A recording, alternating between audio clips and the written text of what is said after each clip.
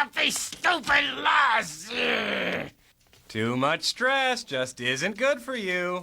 Just remember, I will get the Eye of Sirius back, or else. In 3 days, right? Nothing like the 5 o'clock news. Eh, Lieutenant Todo? See ya. Why, you little...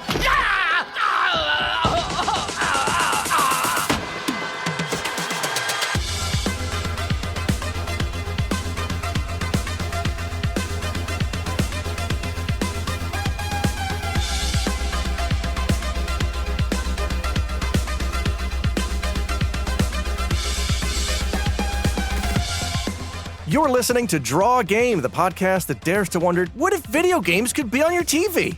I'm Alex Fraioli, and joining me on this animated endeavor, he was excited because he thought we were going to Mouthtown. It's Ray Barnholt. Oh, I was licking my lips and everything, but hi, Alex, thank you. Hi, how's it going? I'm good. I'm ready for our first journey into this new venture thing, you know? Yes, yeah. You know when a startup fails and they send the email saying, our journey is coming to an end, and then you have 30 days to get all your stuff off your account, or they delete it all. Please download your Ray before we shut the servers down. Yeah. So I'm saying you have 30 days to listen to this podcast before we're done. Yes. We've already failed. We've lost millions of dollars. And we will never work in this town again. Yeah, the more I think about that, the more I keep coming back to, we should have just, split the millions of dollars and not done this. Yeah. Instead, we blew it all on tasty cakes. But they're so tasty. Can you hear the siren in the background? Hang on. I did. Awesome, great. They're coming to pick up Mr. Big. He got fucked up. Great start. All right. Yeah, he almost drowned. Ray, what is this show anyway? Can you describe it to the listeners? It's called Draw Game, idiot.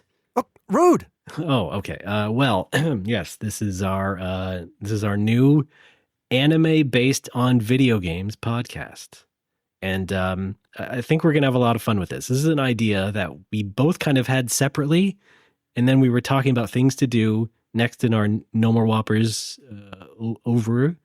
Is that the right pronunciation? Oeuvre? Oeuvre? I go to the Louvre. It's part of my oeuvre. Right. This is our Mona Lisa is what you're saying. Yeah. So I had always wanted to do a podcast where we talked about fighting game anime. Anime based on fighting games, because I felt there was a lot of those. But you also had a separate idea of just any anime based on video games. And I was like, okay, yeah, well, hey, the more the merrier. I only say that because I think both of us have seen a lot of promising shows with a very narrow focus. Kind of, they hit their stride and then they cover kind of everything that's in their purview, and it's like, now what? Right. So I figured, why don't we start broad? So we have a lot of places to go. Exactly. And the thing was also, this was going to be a more limited series. This was going to be just our regular sort of Patreon bonus show that was just kept hidden away, tucked under the blanket, whatever. And so I didn't think it was going to be very long, but because there are so many more anime just based on any video game, that I think we can get some mileage out of this for sure. Right? Check it out. Amagon. Oh man, if there was an Amagon anime, I would be animated emotionally. Legend of Kage. That'd be good too.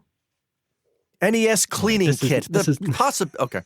Not our dream, rundown. But I do want to say, I don't have a great history with anime. It's not that I never liked it or anything, but it just didn't take. I was always into video games the most, and that's where it was. But I think also, as we will sort of talk about as the show goes on, is that, we have experience, especially in the late 90s sort of anime pre-boom, before Pokemon hit, there was a lot of stuff about how anime was the hot new thing, and companies and distributors were putting stuff out in America especially. And a lot of that stuff, early days, was kind of based on video games, because there was such, I suppose, crossover in the gamer audience and the anime fan audience. And they go hand in hand. Yeah. I was, my history with anime is kind of similar. I was always more into games. But still, it's deeper than mine, I think. Yes. Well, okay, hang on. Let me see if I can pin down my anime phase. It was mid 90s to early 2000s. It was not that long.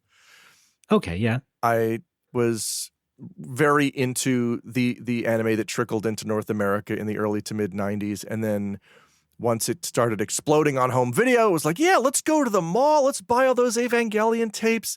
Yeah. Let's buy that Serial Experiments Lane. But I kind of, by the middle of college, I was kind of over it. I had watched, I mean, you know, it's so trite, but like after Cowboy Bebop, everything else was just kind of like, oh, it's more Chunibyo horseshit. This is edgy. This is too edgy. This is too horny. This is too boring. Yeah. I kind of started to realize that maybe a lot of the stuff that's popular in anime is not my thing. That's not to say there's not good anime out there. Of course there is. It's just you really, really got to look for it. And I didn't want to expend that effort when it was so much easier to, I don't know, read a book, watch a movie, play a game. Right. And, you know, we were seeing a sea change, you know, late 90s, early 2000s, where like trends and stuff were moving in a different direction than what we had saw before. But your like period of liking anime is basically the same as mine. It's just that I cared a little less. My thing is that in the early 2000s, like I just had an IRC friend who was just downloading fan subs of like almost everything that was coming out. And I was just being fed new anime and just sort of making my own decisions about what I liked or not. And this was like, you know, the brand new stuff that was coming on TV. And so I picked up a few favorites after that, you know, compared to like the late 90s where I was just like, I kind of like Ranma, and sure, I like Furikuri, and of course, Cowboy Bebop's good, and the Tenchi Muyo movie I saw on Sci-Fi Channel, that was all right. Yeah.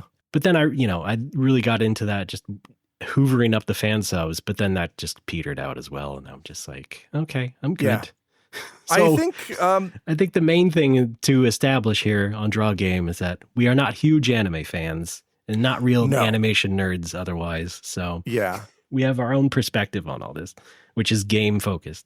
Yeah. I've never really thought about this much before, but I think sort of the death knell for my interest in anime was when I came to Japan. Yes. How ironic. Yeah. Well, no, I mean, like a lot of my infatuation with anime as a teenager was, wow, look at this window into Japan. It must be this magical, perfect society where everything is wacky or sexy or cool or whatever. And then I come over here and it turns out, no, here's when you have to pay your pension and your electricity bill is overdue and you have a bad student today. And you know, I mean, that's a lot of that is just coming face to face with adulthood. Yeah. But you're like, Spice Beagle didn't have to deal with this. Right, he was flying around a swordfish. Yeah. It was a lot of this is just coming face to face with adulthood. It just so happens that I came face to face with adulthood in Japan and quickly became inured to the allure of cool Japan as an anime backdrop. And it was reinforced to me that does not exist in any capacity. No. Life here is in many ways not a lot more difficult, but it stands in stark contrast, obviously, to growing up in a Western society. Some of that is for the better, some of it is not. Yeah. I ultimately like living in Japan. I've been here for 18 years. If you're new to Nomo Woko, hi, I'm Alex. That's Ray, motioning to Ray. So I kind of got over the wow Japan phase early on, is what I'm saying. Yeah. But, you know, I observe the flip side, which is that, you know, I have friends and circles on social media and stuff, and people who are well into anime and still track it and still are kind of like, you know, fans and critics of it, and they just keep on, and that's good because that's what they like. And they don't have the, you know, they grew up, they don't have the same kind of illusions about Japan as they did perhaps when they were younger or whatever, but they move on to other cool things that are related, like figures, you know, Gundam models. Yes. That sort of thing. Oh, yeah, there's tons of related hobbies if you're into anime. Yeah. But yes, just to reiterate, we're not that super into it. This is not going to be an anime expert sort of show, but we're just having fun because it's video games. It is. I do want to say somebody on our Discord recently posted a clip of, I forget what anime it was, but it was I think it was from the 90s, and it reminded me what beautiful hand-drawn animation looks like. Yeah. Because when I turn on the TV here and I do see anime on TV, for about the past 15 years, it all looks like the same artist, it looks like the same studio. everything is, kind of CG animated. Everything has like a weird soft filter on it.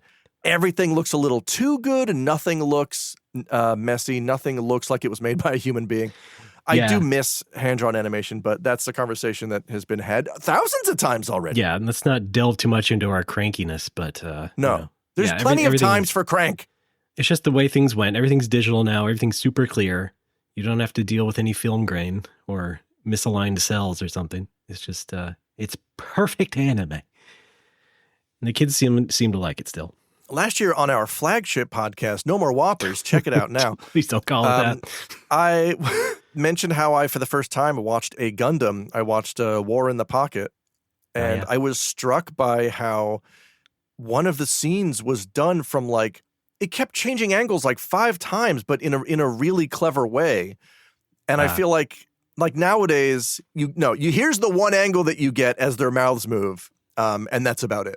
Right. And it was really refreshing to see this. I think that came out in '86, but just loved it. Loved everything about it. I'm not against watching good anime.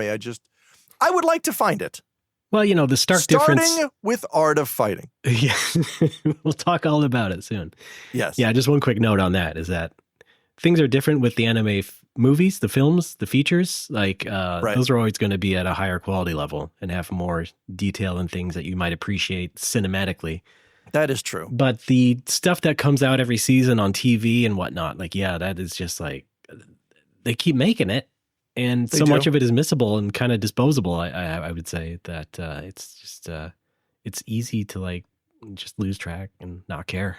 I have heard though that for the home releases, they rush those out on a budget. Yeah. And that's why the animation doesn't look great all the time. I've heard for a lot of the home releases, they will go in and add frames to make it look a little bit smoother, I guess, to justify charging obscene amounts of money. Yeah, or just completely redo it. Yeah, it's still funny to me how home media in Japan is still kind of seen as a niche market because that kind of stuff, like Blu-rays, are still, complete anime sets are hundreds of dollars. Right. I don't know what it is, if it's just like, well, people are pirating it, so we've got to really hit the sickos with this price tag. Yeah, I mean, there's still that, but I mean, everybody's into streaming now. So plenty of Japanese people love their Netflix and stuff. So it's getting out there. Yeah. Come with us on this journey, won't you? Thank you. All right. So, Alex, tell us again, what are we watching today for our first ever episode? We watched Art of Fighting, a 1993 OVA based on the Art of Fighting video game. Ray, tell us more about Art of Fighting. I'd love to, Alex. Yes. Art of Fighting, released in 1992 for the SNK Neo Geo. One of the early ones of the several 100 million fighting games on the Neo Geo. But as one of the early ones, it was one of SNK's first forays into the genre because it came right after Fatal Fury. And I would say both Art of Fighting and Fatal Fury have more in common with Street Fighter 1 than Street Fighter 2. That is mostly because the main guys who developed Street Fighter 1 left Capcom to join SNK. And so they were supervising Fatal Fury and to some degree Art of Fighting. And those are just like the same sort of setup as Street Fighter 1, which is you can choose from one of 2 guys and then you fight a bunch of other guys and it's kind of single player focused. They're really not designing it around the fact that you might want to play with another human. So it's kind of just a straight linear thing. And it's fine. It worked out. Art of Fighting, though, is a little bit different. You do kind of go around in a more Street Fighter 2-ish format in that you're just like, you're fighting different guys around the world, or rather around the town in this game, but still kind of like stuck in that kind of, you choose 2 guys and then that's it sort of thing from Street Fighter 1.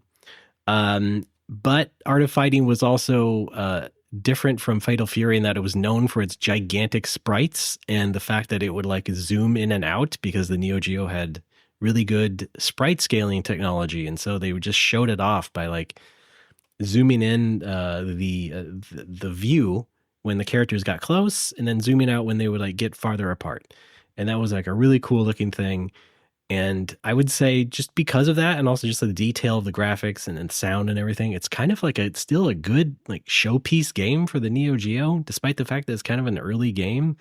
And sure, not all that beloved in the end. But like, if you just want to show off the Neo Geo really quickly, like just show someone Art of Fighting.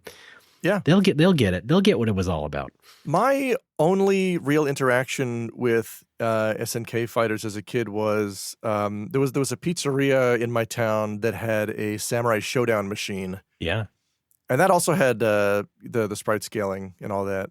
It was fun. Yeah. But yeah, I never knew it. I didn't know anybody who had a Neo Geo. I never saw them. I never saw the games in the wild anywhere. It was $800. Exactly.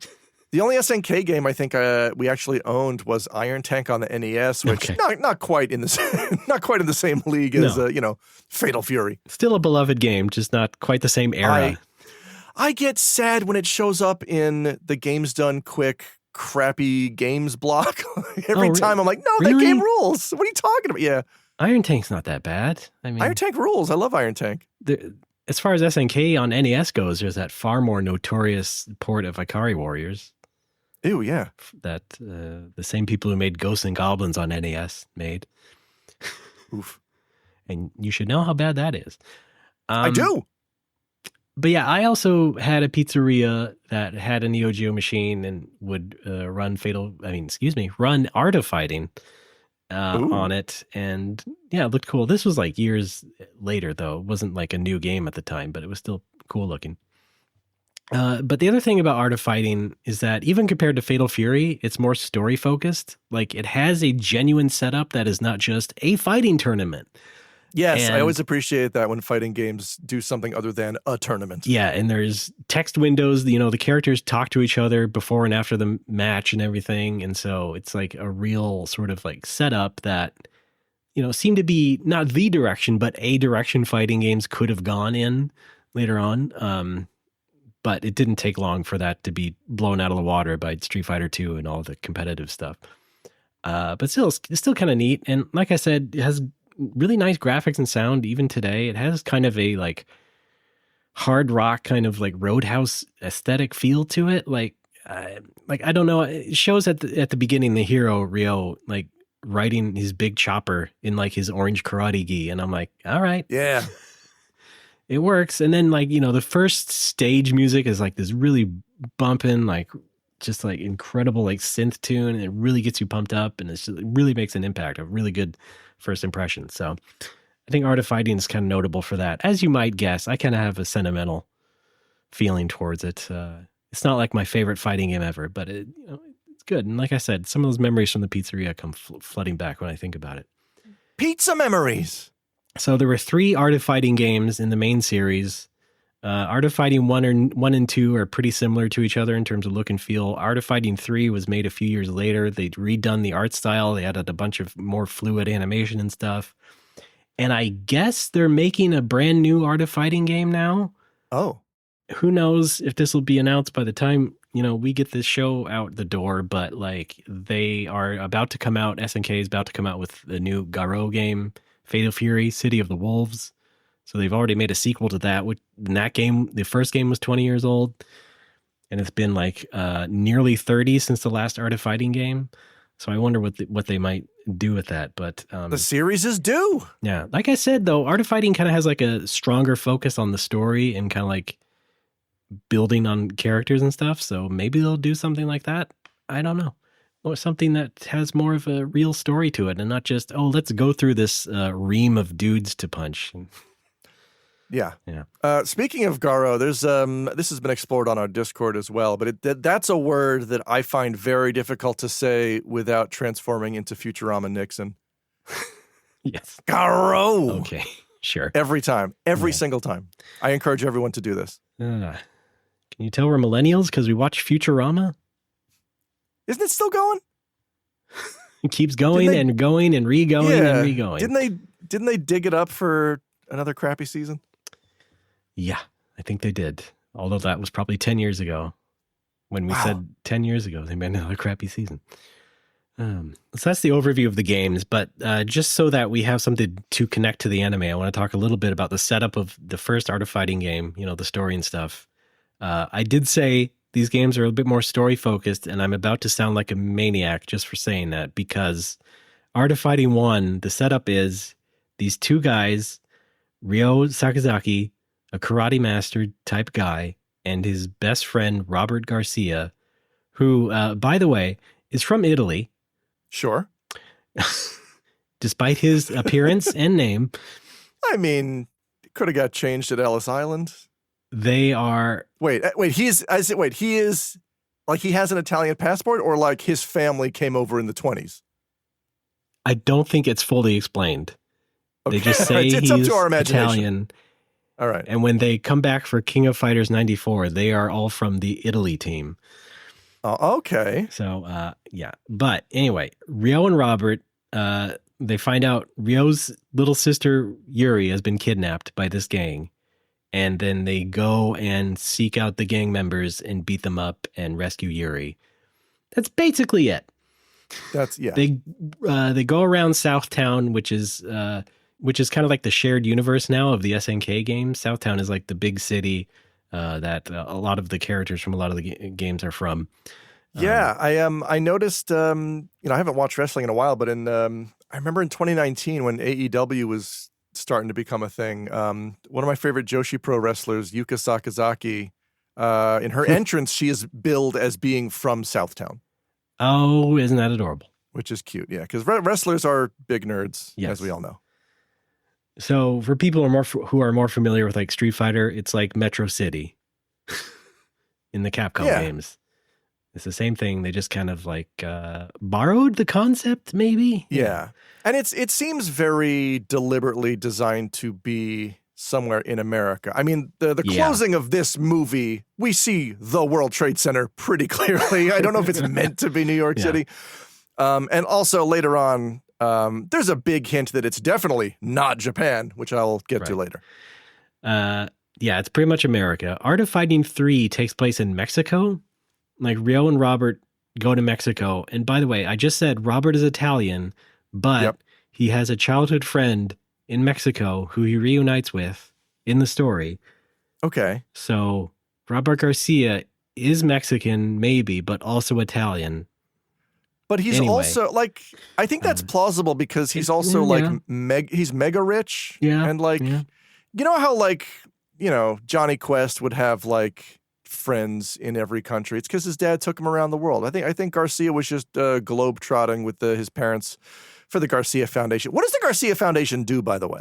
We don't know. But all right. Do they like research punches? Yeah, maybe. Just a foundation that makes money and keeps it? I guess. Like some certain YouTubers do. Nevertheless, yes, Art of Fighting 1, they go and find these gang members. And some people aren't related to the gang. Like there's another karate man who they also decide to fight. There's a guy in a weird mask. But mostly they are set on finding the leader of the gang, Mr. Big, and beating him up and saving Yuri. And something else that happens, and we'll talk about it later. But that is Art of Fighting, the video game. Pretty good. Any other comments, Alex? Did you look at it? Did you look at it, play it or anything? When I say I've never played SNK Fight, like I'm sure I've played all of them for a couple of minutes in some kind of compilation or whatever. I mean, for God, I ran a video game bar for a decade. I played some SNK in that time, but I've never I don't have a main. I've never studied the game. It's always just like somebody wants to play this with me. Hey, this guy seems like a Shoto. Yeah, I can pretend to know how to play this. And that's that. Right. That's perfectly fine. And I don't want to dwell on the gameplay or anything, but that's just the video game as it is. Great. So, the anime now. Originally known in Japan as Battle Spirits Ryuko no Ken. From 1993 originally. Produced by a animation studio called NAS or Nihon Ad Systems. Great. It's kind of like... It'd be like having a Mad Men episode where they just start making an anime or something. I don't know.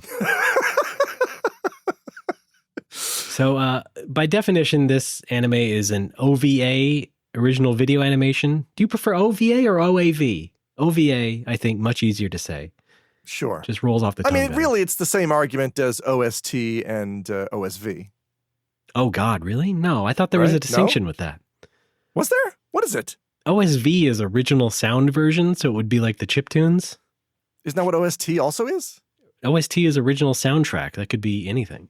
But, I mean... No, but original means it's from the game. Okay, but... it just so happens that all the games I did forget to mention one part of my thing there, which is that OSV, I think, was more used in the 90s with the 16-bit games, because then they would release the orchestral arrangements and stuff. And it was... Yeah, but that wasn't then called OST. No, but I'm saying... Okay. I guess functionally, yeah, you're right. It's the same thing, but... Yeah, I'm functional. Maybe it was just Squaresoft being jerks. Anyway. By definition, it's an OVA, but this was actually first seen as a TV special in Japan. This aired on Fuji TV at 10:30 in the morning on December 23rd, 1993, which was a Thursday, but December 23rd was the Emperor's birthday, and that's like a national holiday in Japan. That's right. It was. It no longer is because we got a new guy in there. Well, that one was, yeah. Right. So, gather around the family for this beat-em-up based anime in honor of Emperor Akihito. Father, are we going to see Mr. Big get what's coming to him? We sure are.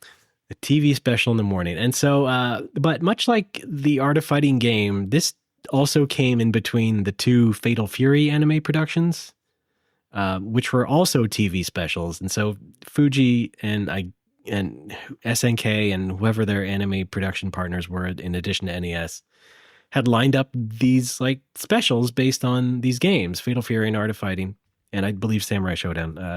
We'll get into that when we research it properly. And also, much like the Art of Fighting game, this one did not get as popular as Fatal Fury did, because the Fatal Fury games and anime are pretty fondly remembered, I would say, compared to this. Okay, so hang on, real quick. Yeah. In one or two sentences, can you tell me the difference? And I know there are. I need to know what they are.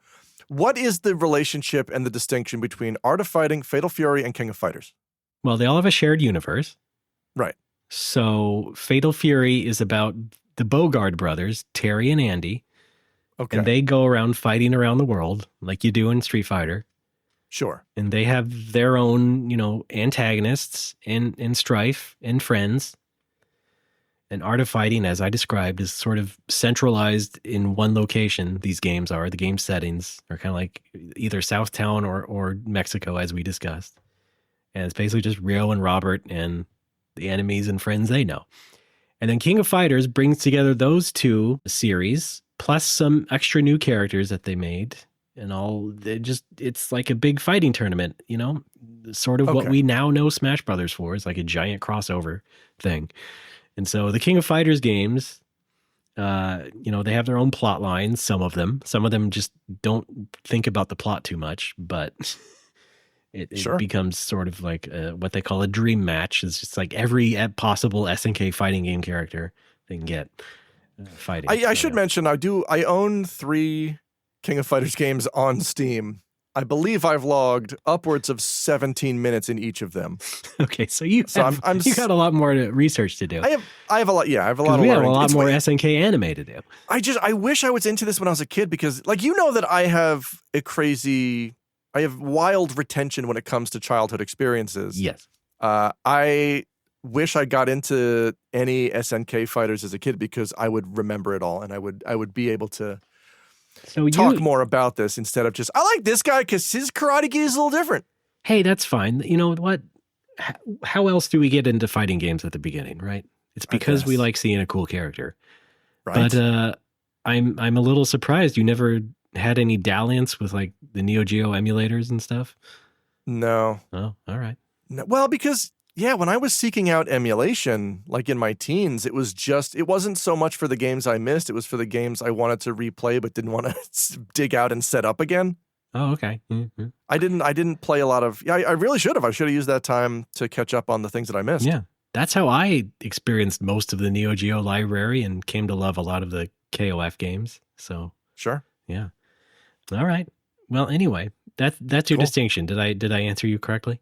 You did. Thank you very much. Or satisfactorily? Yes. Right. Oh, yeah. And one last note. This is, like I said, it's called Battle Spirits, Ryoko no Ken, or Battle Spirits, Art of Fighting, whatever you want to say. They called the Fatal Fury ones Battle Fighters, Garo Densetsu. which was the Battle Japanese name. Fighters. Yeah, so it's Battle Fighters, Fatal Fury, and Battle Spirits, Art of Fighting. I guess that's just what they were deciding on for these TV specials. Interesting. Cool. Yeah, interesting characterization. Now, I remember, though, like, not even conceptualizing the fact that these would be on TV, because I remember seeing a blurb in EGM talking about the Fatal Fury, the second one, which was also a TV special, and it was just like a little blurb in their international section and saying, like, you want something to the effect of, like, you wouldn't see this on primetime TV in America. And I'm like, wow, I guess you wouldn't. But was this on primetime in Japan? And well, I once I saw the flyer for the Art of Fighting anime, I was like, oh, I guess not. It was on Thursday morning. Yeah. Right before Christmas. Yeah. But then I thought, well, is this like a Christmas special like they do in England? You know, they have a lot of Christmas themed TV specials around this time. And like, no, it's just the Emperor's birthday. Yeah. That's all. Yeah. That's why we can air it in the morning because everybody's going to be at home, I guess. So, yeah. Do you think it's because he asked for this for his birthday? I think so, yeah. Maybe Okay. he was really into, I mean, of course the Emperor is going to have a Neo Geo, right? Yeah. Oh, God, yeah. He probably had the first one off the line. Yeah. He's the Emperor. And his children and whatnot. Man, oh man. I mean, the Neo Geo, such a rich kids system, like from the get-go. Are either rich kids or just like appropriately affluent college students. Like that's everybody who remembers the Neo Geo in its prime. It's just like those two groups. Well, this kind of leads me into my relationship with this film. I got into it through my buddy Tom, who is a huge SNK fan because he did own a Neo Geo. He still claims to be the only kid in Scotland who owned a Neo Geo. That's right. I remember. Yeah. Because you met him at the bar when you visited. I remember this story too. Because his father owned a successful pub. I believe it was the last independent pub not in Scotland, in Dundee certainly. It Wow. has since closed, I believe. What does that mean though? Independent? Like it's not a chain. Oh, okay. It's Yeah. that simple? I thought it was, I don't know. I guess I don't know. Thought there'd be more independent pubs. But he, when he was young, I guess his dad was doing very well and wanted to give the kids a present. And his sister got a horse, and Tom asked for a Neo Geo. Right. And it birthed a lifelong love Wow. of SNK fighters. He throughout most of the bar's tenure, he was the SNK representative. Yeah. He taught me the few things I do know about SNK.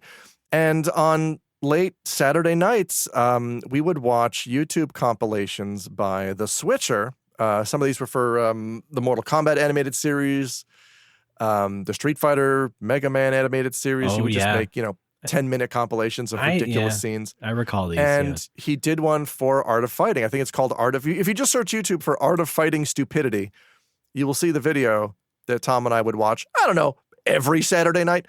And Wow. it's you don't need to watch this film. That's my short review. You can just watch the 10-minute compilation. It's all the crazy shit. Well, we do want them to listen to this podcast. That's true. Yes. Yeah. Keep this going. You don't have to watch the anime, but you do have to listen to this. That's right. Yeah. And that then became a staple of Saturday nights. Yeah. If there wasn't, if folks didn't stay late playing games, or if there wasn't a Botchamania or something to watch, then it was, let's round it out with a nice Art of Fighting Stupidity. Wow. Yeah. That's so by comparison, I think you have a deeper history with this anime than I do. I guess I have a deeper history with the game and you have a deeper history with the anime. It's really weird because like I've seen that 10 minutes dozens of times. And you know nothing else about Art of And Fighting. I know nothing. Besides what I just told you 10 minutes ago. All I know about Art of Fighting is Shut up, Garcia. Oh, man. I think serious means shining thing in Greek. that's all I know. Right. Yeah. Well, and you, the listener, are going to know as well. So yes, we are watching the dub of this anime, which was not released in 1993, but released in 1997 by Central Park Media, distributor here in America. But even though we're watching the dub, I do want to make one very interesting note that the Japanese voice actor for Yuri, Ryo's sister, was none other than Ayumi Hamasaki, who not more than like 4 years after this anime came out would become like the top pop queen of Japan. Oh, I didn't realize this was pre-Pop Idol. I thought she had been going since the mid-90s. This was like, early 90s. This is on the precipice. Okay, So yeah. she started out wow. as a model and actress, and then Yeah. she released some music, but didn't really officially debut until like 98 or something, or 97. Okay. So, yeah, and not only was she the voice of Yuri, but she also then played Yuri in the live-action commercial for Art of Fighting 2 that would be out like a few months after this anime was originally aired. I watched that commercial after watching the movie, and it's really good. Yeah, and that's like a tradition because a lot of the SNK fighting games of the 90s had like crazy live-action commercials, and then Capcom and Street Fighter had the same sort of thing, so it was like a weird sort of tradition. I mean, yeah, Japan has a long history of putting foreigners in live action commercials in a lot of goofy contexts. But I like when video games do it, it's like a whole extra level of silly to me. And I'm curious if they still do it. Because I mean, I don't watch Japanese TV much these days, but I do remember seeing as late as, I don't know, DQ9, there was a live action. Dragon Quest usually does the live action foreigner commercials. I don't know if they did one for 11. I don't think they did for 10. No. I don't think they do them for Final Fantasy.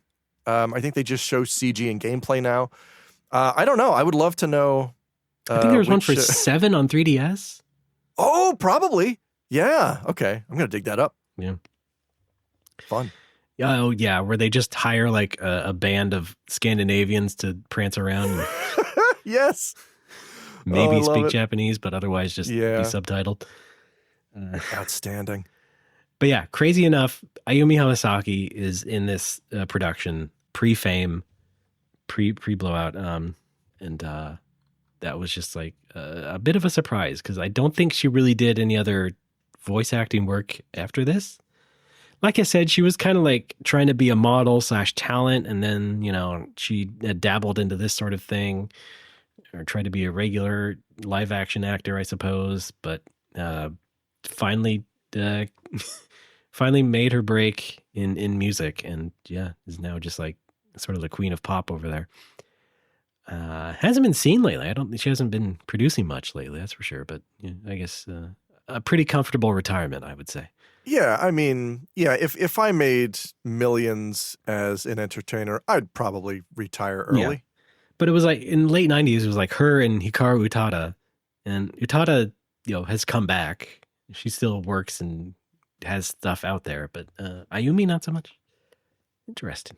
But yeah. What about Kodakumi? What's she up to? Oh, yeah. Has she been in any fighting game anime? Let's find out. Well, we will find out later in Draw Game, I suppose, or not. What? She was in the CG Balls movie? Yeah. All right. Well, I've said my piece. That's the Outer Fighting anime. I'm ready. I don't know about you. Oh God, we haven't even started. No. Yes. Let's dig into it. Uh-oh. All right. So yes, Art of Fighting the anime. Frame 1 of this is already a bad start because when you start this video, they bring up the logo subtitled and called it The Art of Fighting. There's no the? No, it's just Art of Fighting. Oh wow. Someone at Central Park Media screwed up. Yeah, it's like calling it the Ukraine. Like you're not supposed to do that. Exactly. No, it's not called The Art of Fighting. No. Hey, by the way, what does Ryuko no Ken mean, Alex? Dragon Tiger Fist? All right, sure, yeah. Okay. Wait, I need to see the kanji. I'm assuming it's Dragon Tiger Fist. No, you're right, because actually Ryo is the dragon and Robert is the tiger. So, right. Yeah. Is that racist? No. So we open on Southtown, I guess, or actually we open on a cat's butt. So a cat, we start looking at a cat's butt who is walking out of frame or whatever. And it ends up that Ryo is tailing this cat, sort of following it on the side of a building. But he loses track of the cat, and he's just trying to get this cat for whatever reason. And Robert is down there bugging him. Robert's sitting in his car on the street and just taunting Ryo, and he loses the cat and whatever. And Ryo is here in his gi, his orange reddish gi plus a jacket, which I think is funny. Like he needs to be going out in his gi all the time, but he also is conscious enough to have a jacket. But the one thing I do have to say right up front is I can't believe the character design here, because Ryo, for whatever reason in this anime, has dark hair. And in the games, all throughout the SNK lineage, Ryo has blonde hair, bleach blonde, bright as the sun hair. I found a contact number for Nihon Ad Systems if you want to call them up right now live on the show and complain. Yeah. Okay. Also, do they have a Twitter? I think that gets faster results. I don't know. Yeah, if they could go back and fix that, that'd be great. But really, that's not even like the first crazy character thing they do in this game, but we'll go over it. But yeah, I just don't understand, like, why would they take that liberty of changing a guy who obviously has blonde hair and then just change it to brown or whatever. And then SNK just lets it slide? Shut up, Garcia. Why would SNK even let it through? I don't get it. I feel like there was no faith in this production to begin with. So maybe there was an ink shortage. I don't know. Alex, I need answers. Can I get something? No. All right. Uh-oh. By comparison, Robert Garcia looks more like Robert Garcia should. He's got his slicked back hair and ponytail and fancy clothes. And he is maybe, I guess, Yuri's boyfriend, Ryo's sister. I guess Robert's 21, and they say Yuri is only 19. That's right. In the dub, they say this. Yuri is only 19. Yeah, if you watch the that Switcher compilation I mentioned, there's a part where they'll play the audio. Yuri is only 19. While slowly zooming in on the dossier that shows up at the computer where it says Yuri Sakazaki, age 17. Yeah. And they put her in college as well. We'll talk about that in a second. But yeah. So, Ryo gets upset at Robert, and then he jumps down and they end up sparring. And it's like, hey, these guys will spar anywhere. They're such good fighters. Am I right? Well, I mean, we spar everywhere we go. Oh, yeah, we do jumping kicks at our faces all the time. Yeah. You got kicked out of a Chipotle? But yeah. Anyway, we have no idea yet why Ryo is looking at or trying to find this cat, trying to get this cat. We have no idea why Robert is down there taunting him. All that we know in the next couple of minutes is that Robert is like an heir to the Garcia Foundation. And again, what is that? It is from the games. So the Garcia Foundation is something mentioned in the games that Robert is a part of, but it's still not like properly explained. It's just like his family's foundation, and that's why he has fancy clothes and a nice car. It doesn't make any sense to me. Anyway, they both go after the cat right after that, but then the cat escapes inside what is turned out to be a lady's apartment. So they jump into this apartment, try to get the cat because they're sneaky pseudo detective type guys, I guess. No, wasn't it? Wait, whose apartment was it? It's kind of a question mark, I think. Okay, because I thought it was Ray's, but that was a different unit. No, it's not mine. Oh no, the guy who Tom always calls anime Jerry Seinfeld. Oh yeah, okay.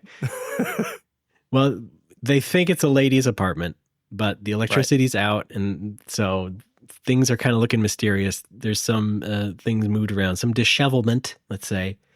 I want to say, though, as they're looking around this apartment, there is a frame here in the show. You can see it as Robert is looking at this lady's collection of like fancy booze on her shelf or whatever. There is the most basic, bare minimum ass anime drawing of a TV with like these two big black lines sticking out of it to represent rabbit ears. Right.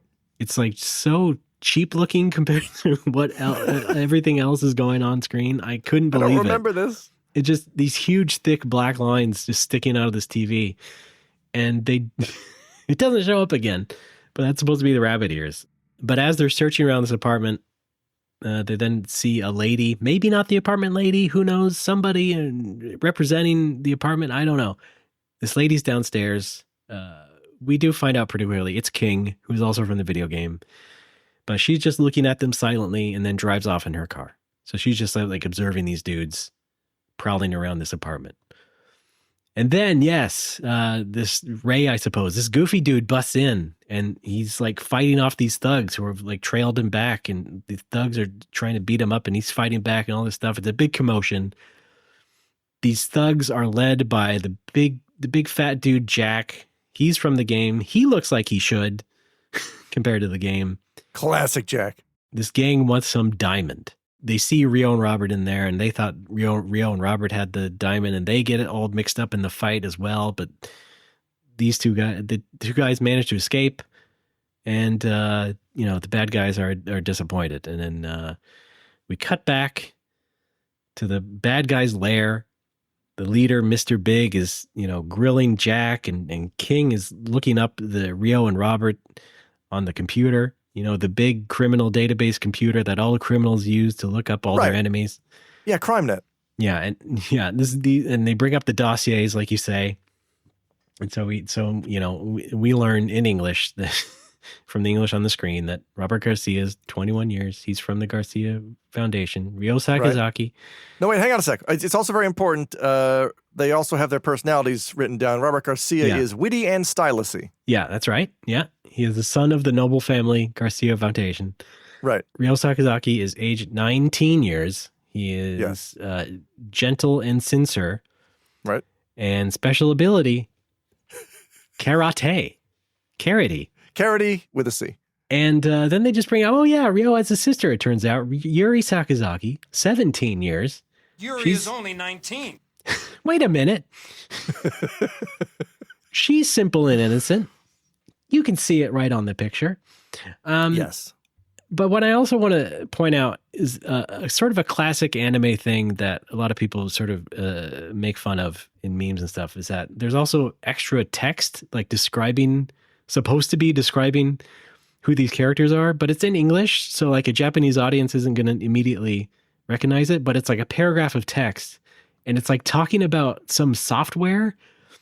I never knew this until you put this in the doc. It's like mentioning MS Word, mail merge stuff, common file sorts are automated, telephone lists, and things like that. And so with the technology available to me here in 2025, the advanced power of the internet and just like all of the community sourcing that is out there, I found this text. I found dead direct hit source of what this came from on the Internet Archive. Wow, wait. Are you saying you were the first person to track down what this is actually from? I don't know about first, but yes. Oh, outstanding. I'm probably the first person to give a shit about what this was. And so I found it on the Internet Archive. You can do like a text search of like everything on there, and I found a direct hit. This weird flavor text on these cells comes from the May 1991 edition of the Washington Apple Pie Journal. And what that was like a newsletter / catalog thing for like an Apple user group. So like a bunch of fans of Apple stuff would sign up and get this publication every month. And, mostly a text publication, just a lot of like letters and reviews of software and all this stuff. And part of that was like a roundup of discs. I guess these things also came with discs, a lot of free software for people to look at, a lot of great stuff. And there is on this disc, I guess, May 1991, something called Address and Mail Manager, which is described as a FileMaker Pro template, which was a database software. Designed as an address and mail list manager for business or personal use, the template includes scripts to automate printing of numbered 10 envelopes and mail labels on laser writers and to print Rolodex cards and mailing labels on image writers. Other scripts automatically create MS Word mail merge files and create output files for the daytimer system. Template description is in Word format and template description text is in text format. That's it. That's what they put on that cell there. I guess someone was just like, hey, someone get Kenji. He's the guy with all the English books. What has he got on his desk right there? He's also a huge Mac nerd. It just so happens he has this Apple user group book from 2 years ago. Sure, let's just flip it random page, put our finger down, and there's our text. I love when Japanese productions just grab the first thing on their desk to fill English text into something. Anything sci-fi adjacent or computer related or like newspapers, like they will just flood it with random English. And This is the most random English I've seen in quite a while. Sometimes it's literally as simple as just looking at your shelf. Because I remember playing with you. Was it the Punisher side scroller, or Alien versus Predator beat 'em up? Like one of the backgrounds, there's a poster or a billboard on a building that just says "The very best of Wham." Yeah, that's right. Like you just looked at the first thing on your desk, didn't you? Yeah. All right, cool. Yeah. And then there's other like classic anime that just has on a computer screen like lists of like Star Trek actors or something. Yeah. All right. Sure. Anyway, yeah, for the Art of Fighting anime, they just copy and pasted this text over every character's description here. And so it's great. That was very good. And so anyway, they find out Yuri is Ryo's sister, and they are going after Robert and Ryo because they want this diamond or whatever. And they have a sinister, someone makes a sinister look, and then we are led to believe that they are probably going to capture Yuri. So that part aligns with the game. Oh, no. Yuri is only 19. Ryo and Robert head back to Ryo's karate dojo / apartment. So this is also where he lives. I don't know if you caught the frame of their amazing sign on the karate dojo. It's really good. It says karate, but also in the middle of the sign is like a fist grabbing a rainbow. Yeah, I don't understand. Like, what's the implication? I guess it grabs the customer's attention, right? Yeah. So it succeeds in that regard. Yeah. Every day is Pride Month here at the Sakazaki Dojo. Yeah, grab Pride by the fist and just beat the fuck out of it. Ryo, what are you talking about, buddy? Well, that might as well be our flag here in America at this point. So, yeah. So they are they're destitute. Like Ryo is finding this cat because it's a $500 payday if he does. That's right. Come on, I need that $500. Yeah, and it's still not fully explained why he needs to do this, because he also runs a dojo. He could just, he has students. We see him at the end credits. He's teaching students. His dojo's doing pretty well. What is his tuition? Is it like $1? $1 gets you in? He seems to have, look, I don't know the lore. I don't know who his sensei is / was. He seems to have braced some sort of martial arts asceticism where not wearing shoes is part of their training. Yeah, well, that's a very Ryu thing as well from Street Fighter. Ryu is the that's true. the nomadic karate man who knows nothing about our material world. Yeah, my assumption was like, well, charging money to teach my brand of martial arts is too materialistic, so he just kind of takes folks in and does it for free, and then I guess catches cats on the side. I guess so. I don't know. But also, hi, Robert is his roommate. Wait a minute. Why does a millionaire need a roommate? Exactly. I don't know. The word roommate is not said, but it's like in his actions and dialogue, it's like he's living with him. But yeah, he's a rich heir to the foundation or whatever. Why does he care whether Ryo's electricity is going out? And for one thing, couldn't he just lend him a few bucks? Yeah, just fund your friend. How about that? Go to fundmyfriend.com. What does the foundation do? Yeah, I would love to know. Can we try maybe helping out destitute karate instructors in need? No, I'm sorry. It's for ponytail research. Even if they're my best friend? No. Can't toss them a few dollars there? A few yen? I mean, Jesus. The electricity's still on. It is for that period, but then it goes out, and so. Well, no, that was wasn't that? So wait, when he says this, the electricity's still on. It's not really. It's just that the fridge was hooked up to a generator. Oh yeah, that's right. But was that in the? No, that was in the apartment, the other apartment. I thought that was in the beginning. Okay, I don't remember. The generator factors in later. Let's take a break. I got to rewatch it. All right. We'll be back with more Druggy Murder. You watch it? You're good? No, all right. I'm good. All right, yeah, I watched it a third time. You know what? Me too. I'll be right back. Oh no, Raymond! All right, so we each watched it 4 more times. Yeah, and I still don't remember a thing. Anyway, they're still thinking about this diamond. They see it. They turn on the TV. There's a news report about the missing diamond. The diamond is called the Sirius diamond. Yes. And Oh, man. I think Sirius means shining thing in Greek. thank you, Robert. Shiny no mono. Is that what you meant to say? Oh, boy. Yeah. So Ryo and Robert figured out what the diamond is all about.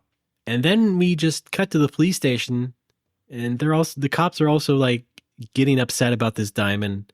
We're introduced to Lieutenant Todo, who is just like this grizzled old, I'll have your badge for this kind of old cop guy, detective.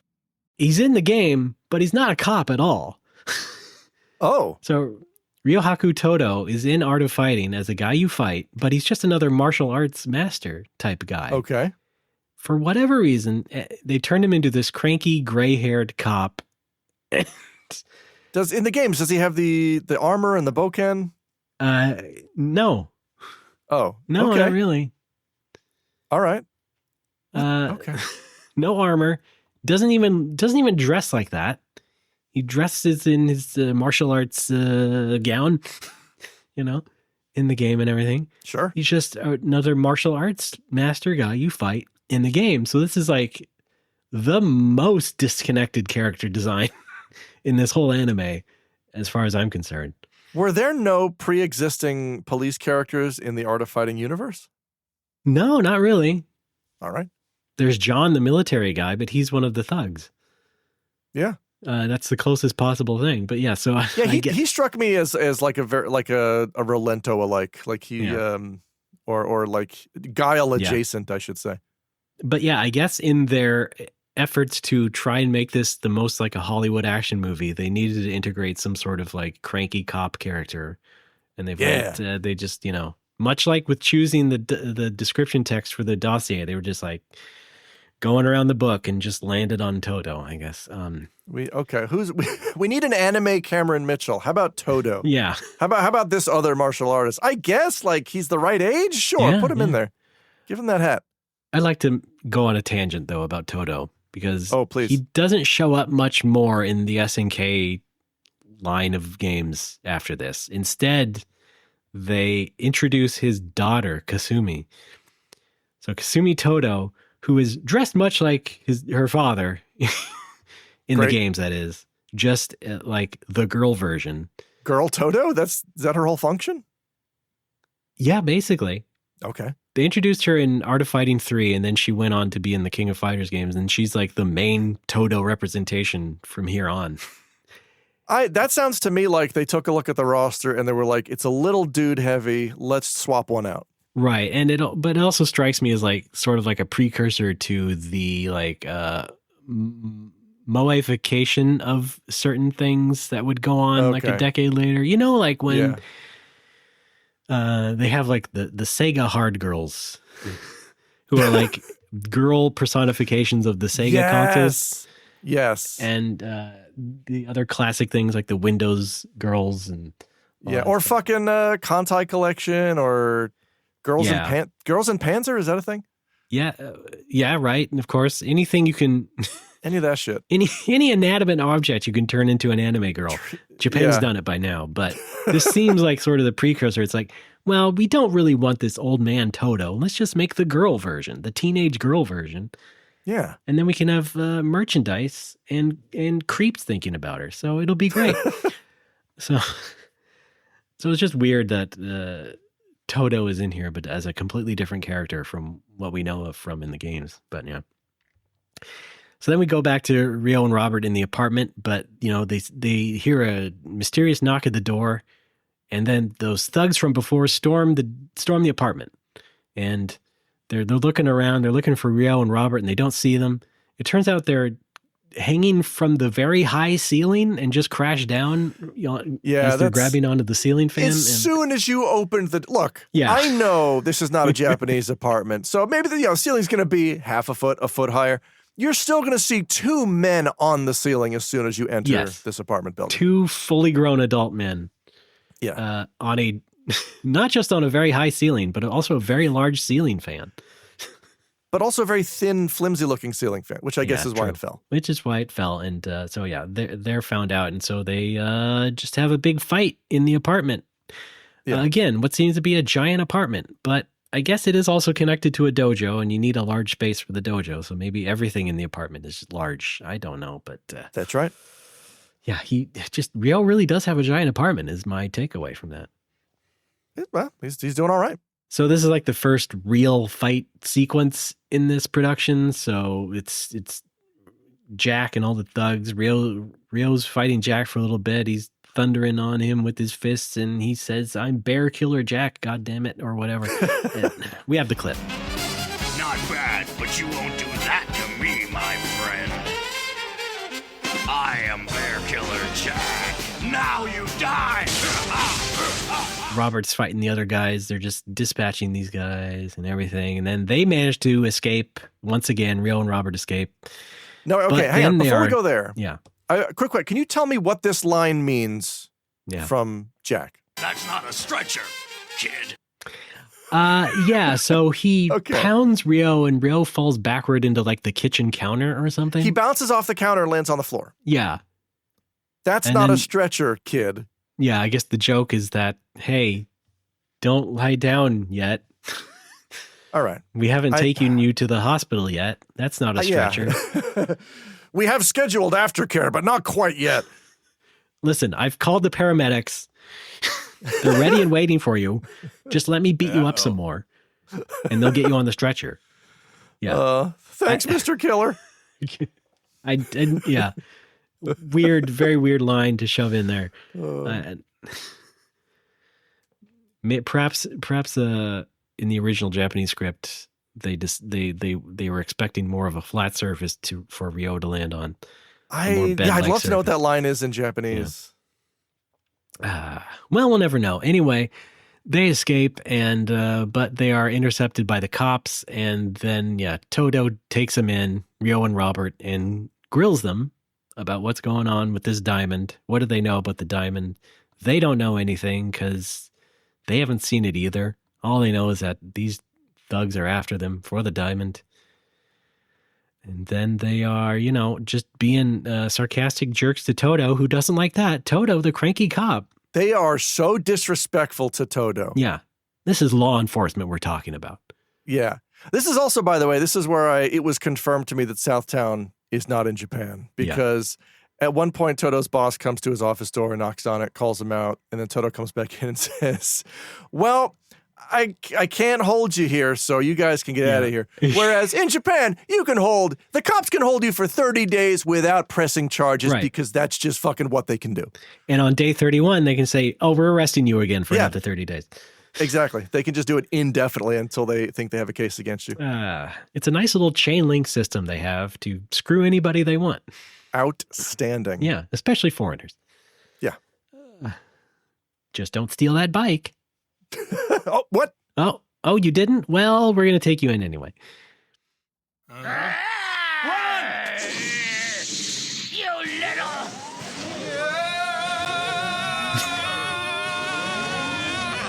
That's a little premature, but that's a taste of Todo. Fair enough, yeah.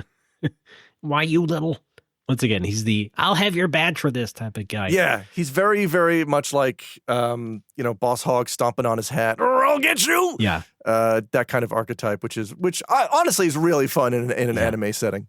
But again, not even in the same hemisphere as the game version of the character. Yeah. Yeah, To me, I don't even think about that because I knew nothing you about only the game know version. the anime. As far as I know, Todo is a short-fused cop. That's all he is. Man, oh man. Crazy. Imagine if they had gone on with like more installments of this and like introduced Kasumi or something. Then who knows? That would be fun. Who knows? Yeah. Maybe she would be a completely different character as well. Yeah. Maybe more of a Chun-Li type, a girl cop. Who knows? I'm writing things that don't exist. Anyway. Yet. Ryo and Robert get off the hook. They exit the police station. Then a semi-truck comes and tries to kill them. My Ferrari! It kills Robert's Ferrari instead. They dodge out of the way. But then they inspect the truck. It's empty, but there's a note, and it says, "Hey, Yuri's kidnapped. we invite you to this place. Come on by. I'm paraphrasing, but the note looked like, I thought for a second, it looked like it was sticking out of Yuri's backpack, written on Yuri's stationery. For a second, my brain was like, wait, is that Yuri's handwriting? It can't be. She would not write her own ransom note. But does that mean that Mr. Big either did it himself or asked someone, write as girly as you can on this note and then stick it in the backpack and leave it in the truck seat? Yeah. Well, he does employ a woman. So that's true. He just asked King to do it. I think that's beneath King. I'd be pissed off if Mr. Big was like, you're a girl. Write like a girl on this girl paper. King seems eager to please. I mean, I don't know. She just follows orders. I mean, it just seems like she would have done it. Yeah. I guess. Anyway, they read the note, long hold on Ryo's face, and fade out. And so it turns out Yuri is being held in the back room of a casino. I guess Mr. Big's casino. Who knows? She's just tied up to a chair while Mr. Big and his creepy henchman John and King kind of creep over her for a little bit. By the way, and as long as we're talking about character design, I gotta say, Yuri is just a little bit off from everyone else in this anime. I mean, her eyes are like 3 times as large as everyone else's. Yeah. She's white as a sheet. I don't understand why they went for that direction compared to everybody else. It's just like... Yeah, it's because I can see... Like, I understand Robert's design because he does look a little bit less Japanese. You know how, like, in anime, when they draw foreigners, it's different than when they draw Japanese people? Right. Well, Robert fits the description. Yeah, giant chin and all that. Yeah. Ryo is kind of somewhere in between, but he I guess, is a little more Asian. But Yuri, looks like she just... stepped off a manga page. Right. She looks exceedingly Japanese. She looks like she's from a completely different production altogether. Yeah. And it's even like obvious on the cover art to this. Like if you look at the DVD cover, it's like the same thing. She just sticks out like a sore thumb. It's this huge-eyed, white, pale girl just like sticking out. Like, okay, fine. I guess she really is that innocent. She is so innocent. She looks like she's from another world. Hey, read that profile again. Personality, simple and innocent.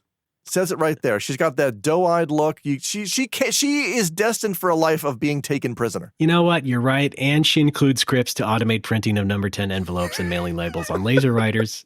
And it's her defining feature. Yes, and pin feed Rolodex cards to image writers. She's got it all. You know, I'm fucking sick of doing that manually. Yeah. You know, you need to settle down with a nice girl who can do that for you. Get you a girl who can do both. Pin feed Rolodex cards and print number 10 envelopes. Get you a girl who knows FileMaker. It's really just the dream of the 90s. Any man in the 90s would want that, yeah. A nice Japanese girl who knows her way around FileMaker. Robert! She's got all the Washington apple pie newsletters. Oh, fun. Why not, right? A keeper, I would say. Anyway, Robert comes to the casino first. She sees Robert through like the one-way glass. Robert is preening himself. Ryo and Robert are there with police monitoring, so they're trying to make the jump on the bad guys. And so Robert is on the inside. Ryo is outside, trying to get info or try and sneak in or whatever. Robert then goes to the casino bar and meets King, and so King and him sort of flirt or whatever. Again, on the topic of characters, I think King is maybe a little too obviously feminine here compared to the game. Oh, really? Or at least the original game. I mean, she did have a more androgynous look where it was, you know, where at first glance you didn't really know, is that a man or a woman or whatever. But after that, though, I think especially once the King of Fighters games rolled around, they definitely made her more obviously a woman. But here, like this first go around, it's like she's just kind of like, there's no question, you know. It's not. She's just the henchwoman. Henchwoman, yeah. Her outfits are pretty similar to the games though, so that's not that wrong. But generally speaking, I thought, you know, it would have been more of a problem. So Robert, who had been going after Yuri, or at least maybe playfully just like screwing with Ryo, saying like, "Hey, I'm gonna date your sister. I'm gonna be with your sister." That sort of talk, you know. is also just being a flirty guy with King and asking her for a number and stuff. And it's just like, well, okay, I guess he is just the full baseline playboy character who will just like be suave no matter what. But we don't really know what his intention is with Yuri, nevertheless King. So it's just kind of funny. In Art of Fighting 3, it's kind of a little more obvious, I guess, that Yuri and Robert are going to be a thing or something. I don't know. It's funny. Either way, it's a classic story of best friend dating the friend's sister. Either way, it's totally legal because Yuri is only 19. That's right. Yeah. Of course, we wouldn't question that. Same age as Ryo, according to his profile. Yeah. Well, you know what? Ryo is also pretty good at creating MS Word mail merge files, and well, what are his common file sorts? they're both 19. They're twins at the FileMaker proficiency. You know what? Their parents must be so proud. But eventually, Robert is led to meet Yuri. They reunite in a way, but you know, he's trapped with Mr. Big and the other guys, and Mr. Big's like, you know, he wants him to produce the rock. He wants the diamond. And now it's like the Super Mario Brothers 1993 movie all over again, where it's like, hey, we're all looking for the rock. All the bad guys want the rock. Ay, ay, ay. I have a drop for that from No More Whoppers, but I don't have it handy. So God damn it! I was waiting for it. You can just imagine it, or just watch, or just listen to any given episode of No More Whoppers. Uh-oh. From the last 3 years. But Robert decides to up the ante by pulling out a hand grenade and being like, hey, I'm going to blow this place if I don't get the girl right now. But geez, like they're not convinced. I guess these bad guys are seasoned enough to know that he's bluffing or whatever. Yeah, the glass that materializes out of nowhere. Yeah, right. So there's just kind of like a little bit of a stalemate, I guess. But then Ryo breaks in and punches everybody. And so that plan is messed up anyway. And so, you know, a fight with King ensues as well. You know, so we get a little bit of a fight scene with King. You know, another game accurate sort of thing going on. King was in a casino, I believe, in the game as well, as casino stage. So I suppose it makes some sense. Although this is in the anime a casino back room, so it doesn't really matter. It's like a pretty nondescript room. Doesn't matter. But anyway. Yeah, wait, does Mr. Big run a casino, or is he just like a VIP at a casino?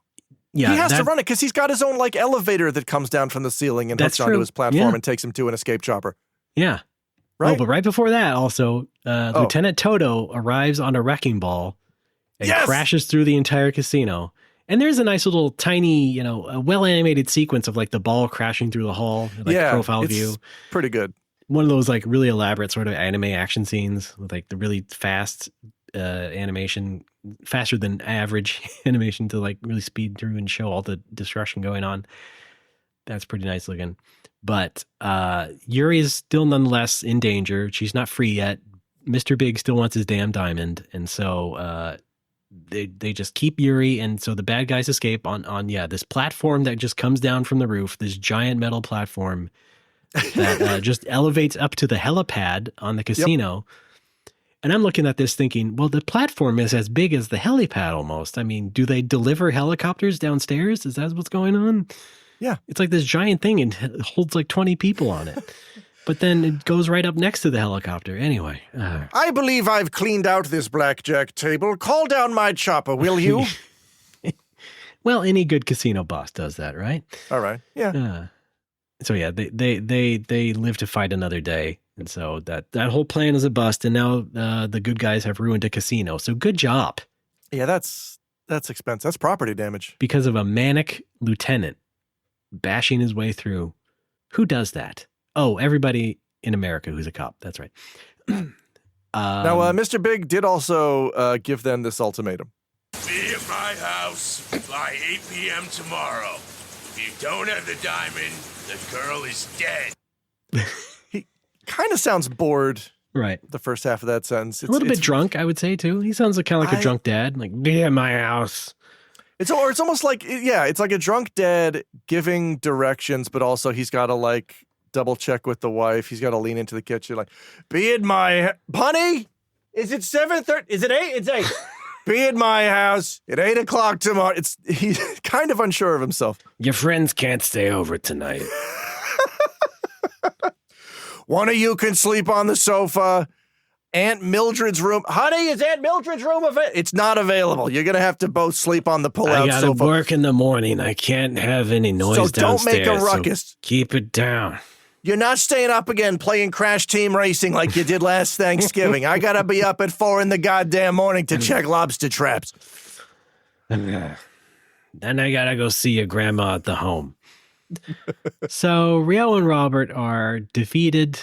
They go back to the apartment. They look around their poor apartment. Robert is eyeing things. Then he realizes, looking at the melted ice in the ice tray, wait a minute. That gem could have been in the ice tray at the other apartment. It could have been hidden in there because a diamond looks a lot like ice. It's a good thing he decided to steal whiskey, Yeah. because then he removed the diamond unwittingly, put it in his glass, got surprised by a cat, threw the glass out the window, and the diamond's on the street. Well, I guess that's somewhat accurate. So they go back to this apartment, King's question mark apartment. I don't think it's King's. Is it Okay, King's? the goofy guy's apartment. It's they Ray. just- You can say Ray. Ray's apartment. The goofy Yeah. guy. That's me. What a goof. But no go there. They can't find anything. But Robert is staring at ice again.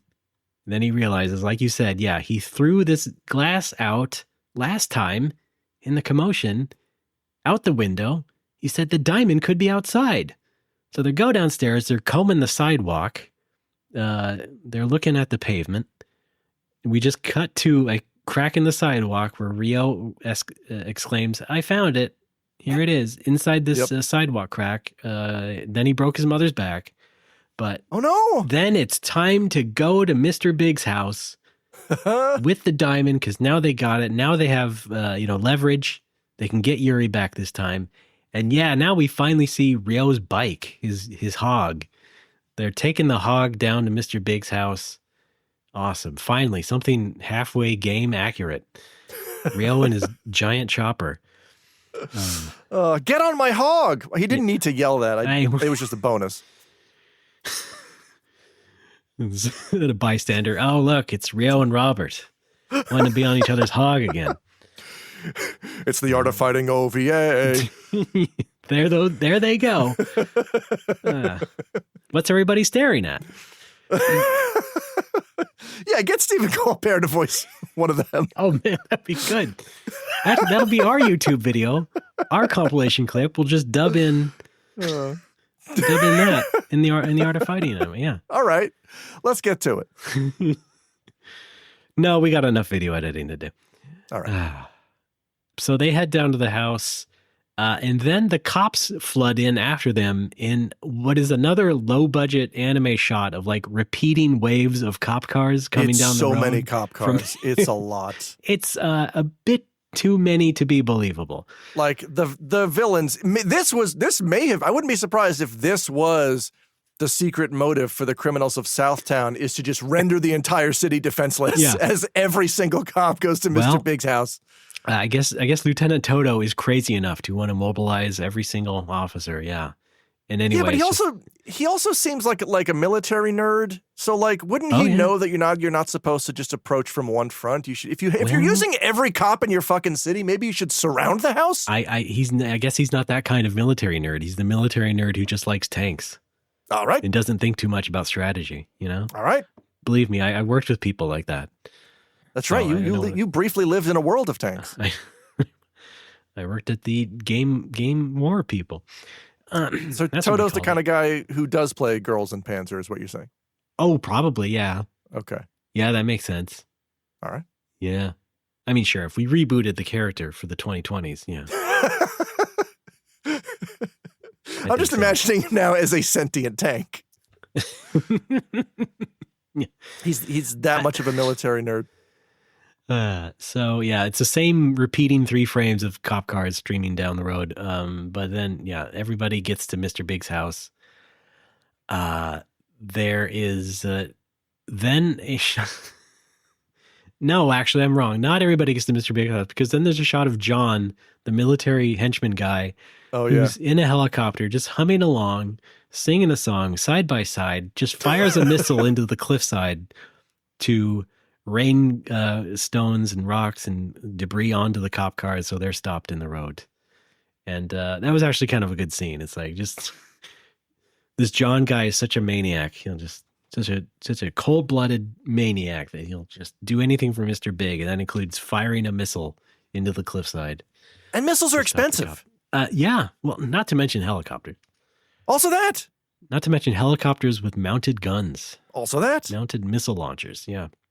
One last thing that I was reminded of in talking about this chase scene, or going to Mr. Big's house scene, is that the score of this production has a lot of like jazzy stuff to it, a lot of saxophone music going on. And so the sequence of them on the motorcycle going to the house is like this long sort of like jazzy interlude, but it doesn't fit Art of Fighting. I think it's not accurate to Art of Fighting, not the game. No, at least. because I love it. I love it. Look, it's good music, but it's more of a Fatal Fury thing. Like, I equate the jazzy saxophone with Terry Bogard and Fatal Fury more than I do with the Art of Fighting boys. Okay, yeah. I've seen Fatal Fury clips, and there's definitely more of a saxophone presence. Yeah.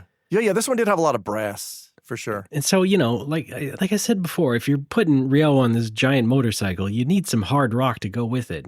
And Ryo, in the game, he has his slicked back blonde hair. He's a hard rocking dude, you can tell. But they don't have a lot of hard rock until like the very end of the show. But yeah, that was a weird thing. I also noticed it's like just another black mark on Art of Fighting, the anime. But anyway, Ryo and Robert go to Mr. Big's house, but the cops are stopped, and so the road is blocked. These two are trapped. Nevertheless, Ryo goes up, meets Mr. Big, gives over the diamond.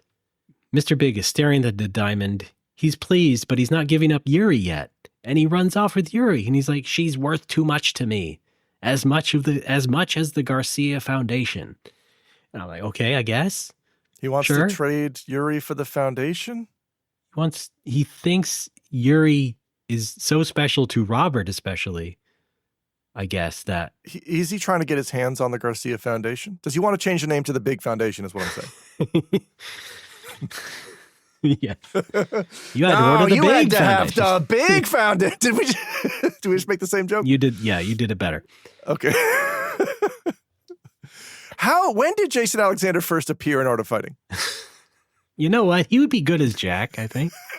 All right, I can see that. Not just because he's a big guy, but I think it'd be a good voice for that. Yeah. I enjoy watching her tremble and shake. But sure, okay, Yuri is worth something to Mr. Big still. So yeah, Mr. Big and everybody escapes once again into the helicopter. Except now Ryo and Robert try to chase the helicopter. And so Ryo is running outside. He launches off a diving board on the pool to go grab the helicopter. Robert's back down there fighting, I guess. And so Ryo is up on this helicopter trying to get inside. He's busting in, and in this commotion, like, Mr. Big ends up dropping the diamond into the pool. And so, but finally, they mess with the helicopter enough that Ryo and Yuri together they jump down into the pool, and then the copter follows them, and it crashes into the pool, and it's a nice display of action movie helicopter explosion. But then for whatever reason, there's a missile on board. Robert just seems to know the ammo capacity of the helicopter and warns them to get out of the pool because of that. Yes. And so, yeah, they all get out of the pool. Okay. Like I've said, my buddy Tom and I have watched the compilation. Yeah. It's in the double digits, and a lot of it is extremely quotable. Yeah. Including... There's a missile on board. There is. And a lot of that is because Robert's voice actor, when they're doing like room, volume, regular speaking stuff, sounds great. Yeah. He's got a very good voice. But there's this tendency to get really shrill and nasally when he has to yell, and that's just the nature of voice acting. When you have to yell, sometimes your voice is going to sound very different, and There's a missile on board! is so shrill. It's so fun to repeat. There's a missile on board. Yeah. Any time of the day or night, it's fun to scream across a room. Another good one is we're going to get to this shortly, but Mr. Biggs. Tom and I have punctuated so many sentences with just. Oh my God. But. All right. Yes, a reference only the two of you understand, I'm sure, throughout the years. But just like it's almost a short, it's a greeting now. Okay, sure. All right. See, if I didn't know about. Yeah. That sounded like Krusty the Clown, and that also reminded me of the Krusty pull string doll. It also goes. Yeah. We say that too. We do that too. They are distinguishable. Well, that one I know. I know that millennial language. I know the Simpsons language. We have Simpsons. Not so much the artified anime language, but yeah. No. So yeah, Robert warns about the missile. They get out of the pool, but then King jumps out of the pool, like launches out as if she's a missile herself. And lands down, and Robert fights her this time in another boss fight. And I gotta say, this is actually the worst like pseudo fighting scene in the whole production. It's like it's not the great. cheapest one. and It's just like it's almost for a couple of frames. They're like for a couple of shots, they're like trying to mimic the game. It's like oh no, you see, like, there's just these few seconds of like a side-on profile thing of like two of them just sort of like. Posing next to each other, and it's just like, are you trying to just be like the video game or something? Like, oh yes, that fires a synapse in my brain. Thank you. Video game. There were real stakes for this fight. If I win, I get your telephone number. Right. Yes. Robert is still the suave, cool customer who wants the ladies' attention. Something also like I love this. I especially watching things from the 90s. I say telephone for humor. When I'm talking about my smartphone. I love to hear it in the wild in the context of an actual telephone. If I win, I get your telephone number. Yeah, it's like saying television. I love to say television. I love to say the whole word. It's great. If I win, I get to change the television channel. Like, okay, yeah. It's like, what time period does this take place? I love it. But then Mr. Big goes after Ryo and Yuri. So Ryo is going to fight Mr. Big now. Ryo takes the top part of his gi off. Aren't they one piece? Isn't a karate gi like one piece? Like a robe sort of deal? No, there's I think that's two separate pieces. Okay, but there aren't. I thought they were all one piece. Maybe there are ones that are two pieces. I mean, look, Ryo is already flaunting his athleisure lifestyle here, so I can see why he would buy the detachable gi. So, but hey, we don't want to show too much because he's still wearing his muscle shirt underneath his tank top. That's right. And so, I think in the games we would see more shirtless Ryo if you're into that, but otherwise, whatever. So these four are fighting lamely. There's like one neat little animation sequence I thought where like Mr. Big is swinging his baton around to try and like hit Ryo. And it's like, that's some nice fluid animation there. That was pretty good. But otherwise, this doesn't work. What was his weapon? He fastened two things together. Where did he get those? What were those? They're just like batons. He affixed two batons together to make like a staff, right? But where did they come from? Were they like an accessory he had? Did he pull him out of his coat? I mean, he probably pulled him out of his coat. He's got a big coat. It is a big coat, yeah. Yeah. Okay. So he gets his ass beat. Sirius falls out of his eye socket, which kind of gross. No, actually, is it? I know. Wait, was it? Was it actually Sirius? Because it was like a different color. No, I think it was supposed to be. So he took it with him on the helicopter. It fell out of his coat into the pool. When the helicopter crashed into the pool, I think he recovered the gem. Okay, and must have put it in his eye socket, because why else would they be drawing attention to an unrelated gem? Yeah, true enough. And we don't even see this happening. It's just like Mr. Big is defeated, and then he's floating in the pool, and it turns out he has one false, he has an eye socket. Right. He doesn't have his one eye, and so Which, the diamond's in it, and it plops into the pool. I was misled, but you're right. Okay. I guess you're right, but I was misled because it's like a different color. Now that I thought that was just a trick of the light. I don't know. The trick of the cell paint. Yeah. Now that I think about it, though, this also confirms where the film falls in the timeline because it has to be in the future because at the end of Sex and the City, he has both of his eyes. So something must have happened between then and Art of Fighting. Yeah. That he also turned really man. evil and also learned how to use the eye socket. Took us this long to get to Sex in the City, Mr. Big? That's pretty good. Man. We'll do better next episode. No. You're great. You're grand. I love it. All right. Thank you, Alex. Awesome. Yeah. So Mr. Big is defeated, yes. But the diamond is still in the pool, and then the helicopter explodes for real this time, and we get another great action movie run away and dive from Ryo and Robert. And then but there's one last thing is that John grabs Yuri for one last attempt. Oh, right. But then Toto rushes in and just whaps him, and then that's it. Yeah, he just gets brained by a boken. Just a little mislead there. And so finally Yuri is safe. But the diamond's still in the pool, and so the desperate Lieutenant Toto, who also needs to make good, tells all the cops to jump in and find the diamond in the pool. And it's like, okay, well, great. All right, fine. And then but at the end, we have a sitcom group laugh. That's right. Yes. I did pause and count. There were 40 cops in that pool. Okay, really? Yeah. Yeah. That's not capacity. I think that's a fire hazard. Should have been more. Yeah. It's a fire hazard in a pool? Yeah, the sign's posted right on there, maximum All right. capacity, 40 cops. All right. Any more, and it will spontaneously combust. That's how pools work. Wait, hang on a sec. Refresh my memory. Did Robert say this in front of Yuri? Excuse me, I never got the phone number. King gives her a little. Yeah. He's not even trying.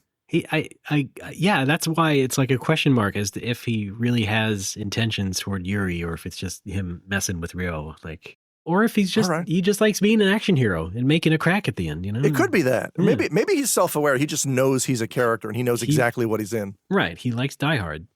Yeah. And so he's just doing that. Although I believe he was modeled after Steven Seagal, which Oh seemed God, obvious, yeah, no, I see it. Yeah. Oh, gross. Well, it's just the visage of the man, not necessarily the personality. Oh, we already have Robert's personality. He's witty and stylish-y. He's so stylish-y. Yeah. You could see it when he was hitting on King. Yeah. That's so right. stylish-y. Anyway, we move on to an epilogue. There's a missile on board! Can I get that missile's number? Excuse me, I never kaboom. So we move on to an epilogue of Ryo trying to get the cat again, or actually it's a different cat, actually, because, I didn't mention this before, but he ends up getting the cat before and giving it to his client, an old lady. But and it was old the lady wrong says, cat. It was the wrong cat. So now we're after the real cat, I guess. And now, Oh no, my Susan's tail is pure white.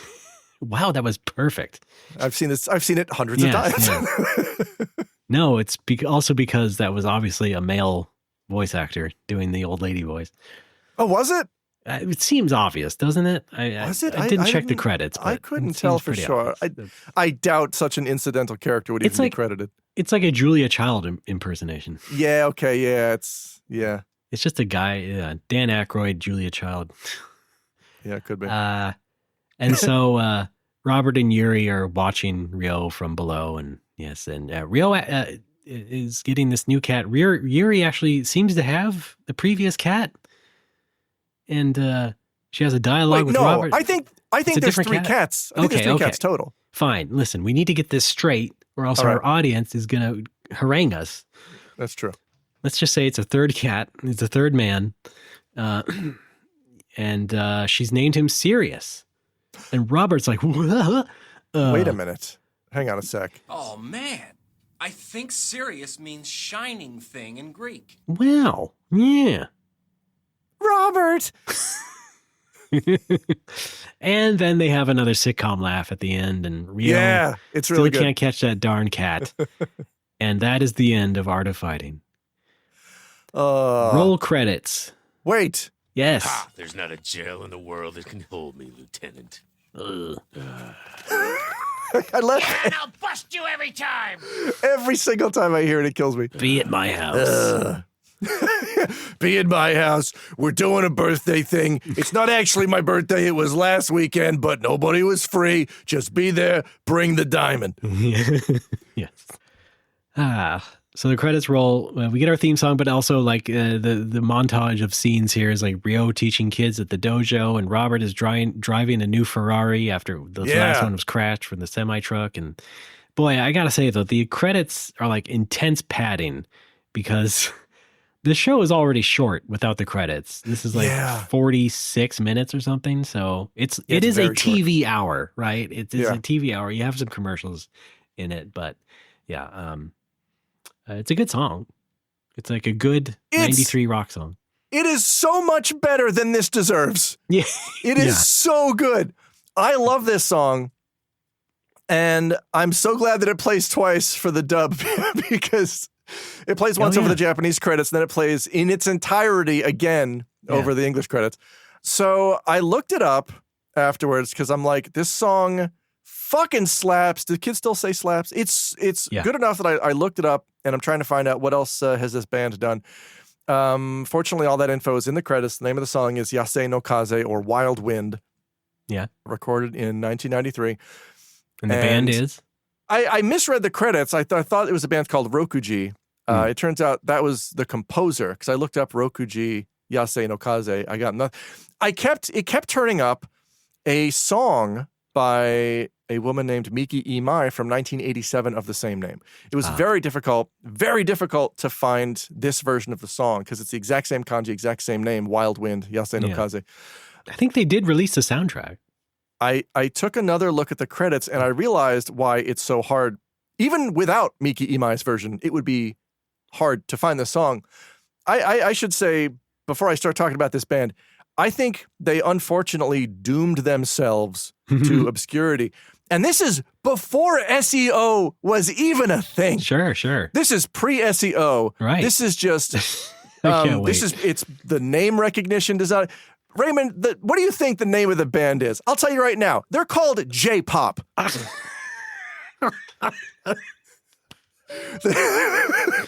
The name of the band is J-Pop. Ray, it gets worse. Oh, man. The name of their one and only album is Greatest Hits.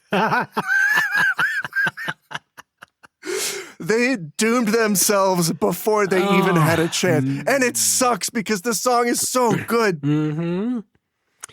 Yeah, that's a tough one to search for. You'd really have to get the catalog number, and even then, geez. Oh my God. Now, I did notice, I looked them up. There's a clip of the band J-Pop on YouTube doing a live show about 10 years ago playing this song. And even then, it's really hard for the guy to hit the notes. I don't even know if they're still going. I kind of hope they are. Honestly, it made me fall in love with the song in a whole new way, knowing that, no, this was kind of it for them. They had this one really good song. It was the first track on their first and last album. Yeah, that happens. And also the single. But it's really good. It's such a good song. Yeah. And also, I know that like it's kind of a goofy, self-aware thing to call your first album Greatest Hits. There was a time when it was not entirely a quirky thing, where like, you know, small bands would release tons of tiny EPs, or, you know, before home audio was even as big as it is. And then you'd like, you know, you only do your songs live, and then you finally put out an album. You could call it Greatest Hits. Maybe I could see that like decades ago. 1993 is a little late to be doing that, if that's what's going on. That's a bit of hubris there, I think. Yeah. Yeah. But yeah, I did notice, looking the song up on YouTube, at some point, I think to try to escape their curse, they changed the name of it from Yasei no Kaze to Gypsy Eyes.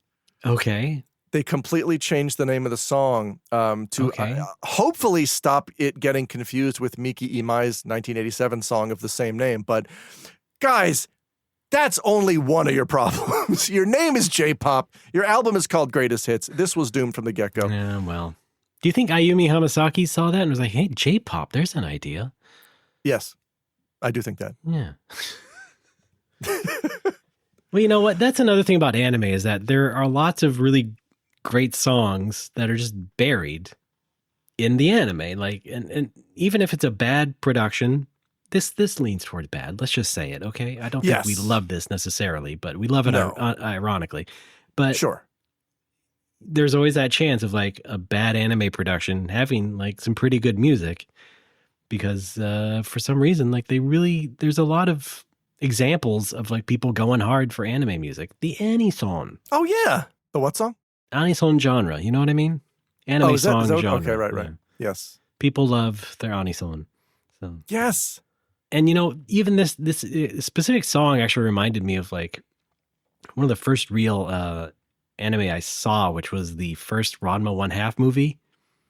Oh wow! I bought and watched because of the Ranma Super Nintendo game. Right. Oh right, yeah, there was one. I was like, oh yeah, because I bought that game first and having no idea of the anime or manga really, just like, oh, this seems cool.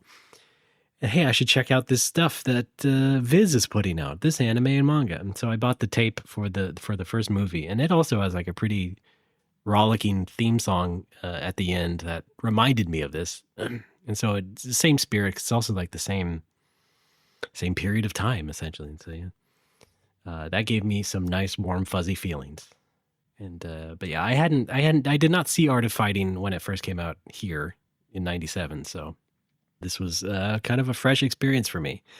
And as someone who knows a lot more about the video games, I was somewhat disappointed by the weird changes they made to several characters. But yeah. So, one thing we would like to do here now on Draw Game at the end of every episode, we like to ask, after watching this thing, is it horny? Is Art of Fighting, the anime, horny? And I'm going to say no. Pretty easy no this time. Yeah. Yeah, I agree with this assessment. I think you do have a character like Robert who is flirtatious. He's baseline horny, yeah. As a character, yeah, but the spirit of the anime. But yeah, even he's not super horny. Like I consider unwatchably horny to be like, hey, speaking of Ranma, I'm the character who steals panties, or we're going to linger on this upskirt shot for 1,000 frames. Right. Art of Fighting is pretty tasteful in that regard. Yeah. We asked this question because, again, this the seed of this idea for the show was like fighting game anime. And there were not a lot, but a relative lot of examples of fighting game anime just being pretty horny with nudity and whatnot. We'll get into it, but we want to ask that question because anime now especially has a grand tradition of horniness. Yeah. And so we want to make sure we cover that base here on the show. But yeah, just to launch off what you were saying, yeah, I mean, this thing aired on a Thursday morning on network television, and so that should tell you everything. I mean, it has the sexual energy of a bowl of oatmeal. It is just so toothless, and I'm honestly shocked that this didn't even manage to be on Saturday morning TV here. You know what I mean? Like, it's just... Yeah. You could have had Fox Kids be like, hey, listen, we got to fill an hour. We thought we were getting 2 new episodes of Pokemon. It didn't arrive in time. Here, watch this. We'll pad it full of commercials. It turns out this palette of Jackie Chan adventures had a false bottom. We don't have enough episodes. We need Art of Fighting. Oh, man. The crate full of Winx Club got soaked. We're screwed.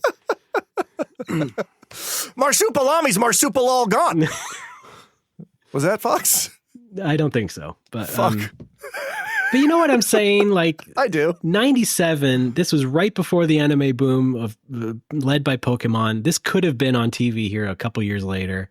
Maybe it was. Maybe it was on Sci-Fi or something, buried at 2 a.m. or something like that. I don't know for sure. To see it. But I feel like it's just so toothless, and it's just so like a basic fighting action thing. It could have been on kids' TV, and it wouldn't have mattered much. Ryo says the word pissed. He says he's pissed, but that's an easy dub over. You've cleaned that up fine. There's not really much to clean up. Now I'm really ticked. Yeah, right. Yeah, exactly. it would seem a natural fit, and so yeah, it's definitely not horny, and I think that's also sort of evident by the rather plain appearance of Yuri, who just looks like a normal '90s high school girl, although she does have huger eyes than everybody else in the cast, and so yeah. Final thoughts, Alex, from you. Anything else? I advocate for this to be added to the Library of Congress. Well, it probably is. On aesthetic and artistic grounds. Okay, fine. Or at the very least, the 10-minute supercut that everyone should find on YouTube. That's all you need. Yeah. It's fun. I will watch this again several times before I die. I'll say before and during. Yeah. And it's watch it with your loved ones. Yeah. Yeah. Well, as for me, like this doesn't hit. This has basically nothing to do with the game besides the idea of Yuri is kidnapped. And hey, that wasn't a grand idea that was explored much in the game either, but geez, like this just went off in a completely different direction and falls into that trap of like a lot of video game adaptations that I am already familiar with, where it's just like you change around the characters, and especially for the ones based on fighting games, it's like we need to have the bad guys like be organized and be in like a base of some sort and like be an organized unit with the computers and everything. And it's like, it doesn't make sense. Like you just fight the guys in the game. I think that's why I did enjoy it, because I was not coming from the game. This is just a fun thing that my buddy and I would laugh our asses off at 2 to 4 times a month. Yeah. And I mean, we're not doing CG films on this show, right? So I can talk about Dragon Quest, my story in this context a little bit. Your story. Like, that's a game. That's a game. That's a movie based on a game where I did come away like, oh, you discarded like every interesting thing about the story in order to make a 90-minute CG film. I don't like it for that reason. If I were like a 12-year-old who'd never played the game and I enjoyed it because cute slime, then yeah, sure, that's fine. Yeah, I can see that. Yeah, in that regard, I love the Art of Fighting OVA. I think it's super fun and just stupid in all the right ways.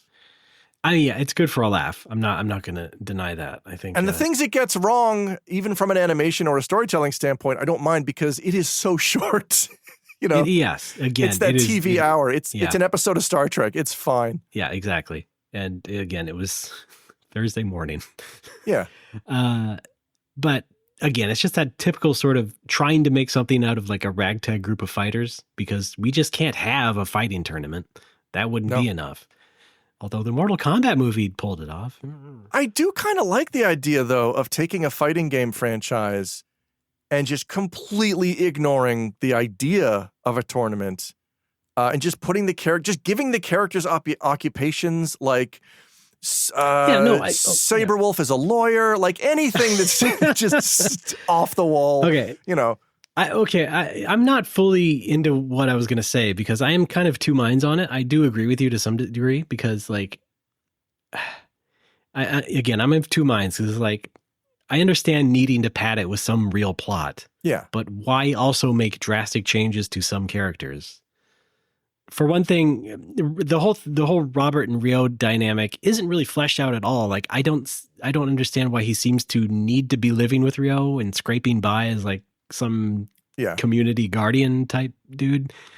He has a Ferrari and he gets a new one at the end. Like, just give Ryo some money for God's sake. Yeah, he just pulls an identical one off the rack. Yeah. And another thing that is completely omitted compared to the game is that there's no Mr. Karate. So in Art of Fighting, there is a second boss after Mr. Big. It's a mystery character, except that he has all of Ryo's moves and is just gray-haired and wears a Tengu mask.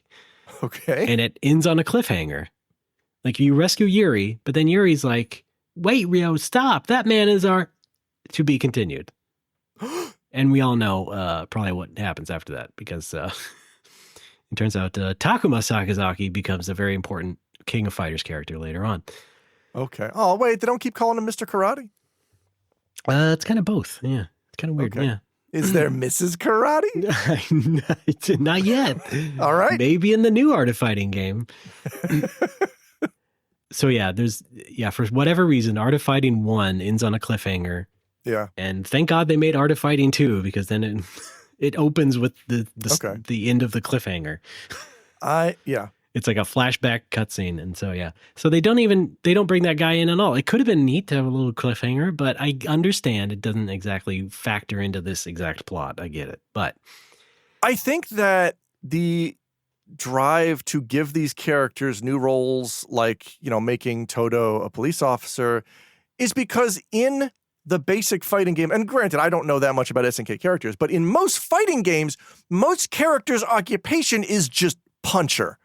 Case in point, there's a man called Mr. Karate. If you're going to make these into a new story, sometimes you have to give characters occupations that add a little bit of depth. No, I get you. I do agree with you. But the second thing that I want to get into is that, Ryo and Robert just aren't explored enough. Like, I wish they had more of a vocation to them, because I would like to know more about the Garcia Foundation. Yeah, exactly. And I do like the idea. Here's my idea, okay? I like this idea I have. They could have just been more like TV buddy detectives like Simon and Simon. Yes. This could have been a series that was like them being like Simon and Simon or whatever, rather than this plain, unexplained two guys who get into trouble. And oh my God, there is a degree of that in Art of Fighting 3, because again, it takes them to Mexico and they get wrapped up in this new plot over there. And so it has kind of a cool South America road trip aesthetic to it. I realized Mexico is not technically South America, but bear with me. And I think, that is like a cool dynamic for those two characters. They could have been these buddy detective types in the SNK universe, or at least in this anime. And it actually would have added some fleshing out instead of just being like guys who need to scrape together a couple of bucks chasing cats. Come on, I need that $500. That makes more sense to me, and that's what I would have seen, but they don't do it. It's just kind of like no one was really putting in any care in this production and just wanted to get it out the door. Compared to the Fatal Fury ones, which have higher budgets, have more game-accurate characters and things and events and stuff, and in the end became more beloved by the fans. And so, like, people usually think about the Fatal Fury anime when they also think about Fatal Fury the games, and that's cool. Doesn't happen with Art of Fighting, but I would now love to see a buddy cop series starring Robert and Ryo. Yeah. Just kind of friends, but at odds with each other all the time. You wear shoes when you're in my car, mister. Yes. Not when we're on a case. It's exactly what they were going for. You can see it, but they don't go for it. And so that's what I think. Anyway, that's been Art of Fighting. Check it out today at your local library. It probably is at your local library if you look hard enough. If you got a cool library. Yeah. It's on DVD and VHS, home video from Central Park Media. Probably on some streaming service. Check it out today. But yeah. That's Art of Fighting, and that's Draw a Game. That's our first episode. Yes, thank you for listening. Did you have fun? Yeah. Yes. Okay, good. You talking to me? Yeah, you. All right. Yes. All right. Well, Alex, send us home. All right, folks, here's what you got to do. Go to our website. It's nomorewhoppers.com. You probably are aware of this. We have a show called No More Whoppers. It's how we got into this mess, motioning at our friendship. We have been going for over 12 years at this point. 13 years? When did we start? 2012, right? Yeah, 13 years of buffoonery. Check out No More Whoppers. Look forward to more episodes of this. Check out our Patreon, patreon.com/nomorewhoppers, where if you pony up a couple of bucks, you can also get our bonus show Sassafras, where we talk even more. And you are entitled to special episodes of Draw a Game where we discuss subtitled media? Yes. It's like this show, but instead of dubs, we talk about the subtitled things that didn't get dubs. So, yes. Yeah. More video game anime is waiting for you on our Patreon page. At the $5 level. You can talk with us on our Discord. There's a Discord URL somewhere. I don't know. If you give to the Patreon, you can also make your name a cool color, that we know you're cool. You don't need to be on Patreon to join our Discord, but no. It's an easy way to get it automatically linked to your Discord account or whatever. But yeah, you can go to nomorewhoppers.com. The link is there. You can come say hi, talk about your favorite video game anime or your least favorite, and then argue about it. Yeah. We'll see what happens. For a safe distance away from us. That's the fun stuff that we have going. You can find me also on the internet at patooey.org is where I link to all my stuff. I stream on twitch.tv/hoodedpatooey. I do YouTube stuff. I think my YouTube is just Alex Fraioli. I'm on Blue Sky at patooey.org. I have my own Patreon, patreon.com/patooey. That's Pitouhui. I recently brought back my old podcast, 10 in 10, where I play Dragon Quest X and I condense my gameplay into 10-minute episodes. Please check that out. That is for patrons of any level, starting at $1 at patreon.com/patooey. If you want to hear more from me and playing video games. And I will have a new YouTube video probably by the time this comes out. That's right. Alex is also a YouTuber. All about being cozy. Yes, I do video essays that are probably only interesting to me, but if you like me at all, you may also enjoy these videos. Please check them out. Are you going to do one about art of fighting? Already done. Wow, then I'm interested too. And Raymond, where can people find you on the web? Well, I have a homepage. You can go to rdbaaa.space. That's RDB with 3-letter A's .space, as in outer space. There's just links to all my social media stuff and also the cool things I do whenever I do them. But mainly I'm on Blue Sky under the same name there, rdbaaa.space. Follow me soon, because I also make video games for my game company, Bipedal.dog. Indie games, you like those? Sure you do. That's all. Wow, follow me soon is a really ominous thing to say. Follow me imminently. Follow me I guess. Immediately. Okay. Follow me. There we go. Yesterday. Because follow me soon sounds like follow me soon before I delete my account. I think hey, listen, in case anyone is a new listener, I'm an idiot and I say things wrong a lot of the time.